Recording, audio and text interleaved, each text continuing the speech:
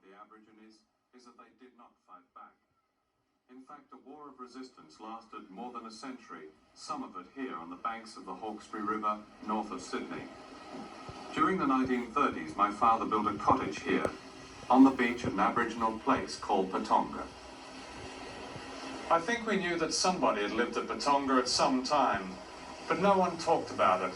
In fact, an entire nation had lived here on and off for thousands of years. They were called the Durag, a unique Aboriginal people, tall and slender, whose country extended to a 40-mile radius north of Sydney, and the mighty Hawkesbury River was theirs. And when the British established the town of Windsor in the early 1800s, a great war began. This war was not recorded in the Imperial chronicles of Australia.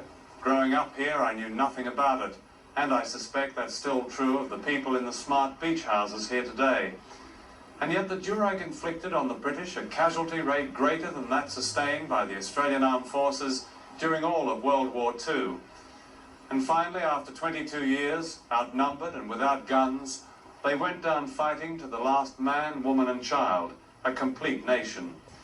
Today, in a land of many cenotaphs and war memorials on which invariably is written, "Lest we forget," not one of them stands for those who fought and fell in their own country. By the 1920s, the British invasion had caused the deaths of at least 250,000 black Australians. Genocide on a massive scale. But this fact remains suppressed, except in the living memory of those who survived.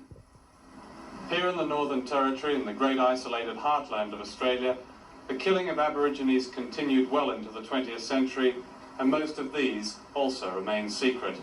However, in 1928, 150 miles from Alice Springs, a gang of police and cattlemen massacred at least 50 Aborigines, perhaps many more, and word got out. A public inquiry was held, and its findings were summarized in these 3 words: the shooting was justified. In giving evidence, Constable William Murray said, "We shot to kill. What use is a wounded blackfella 100 miles from civilization?" Indeed, in the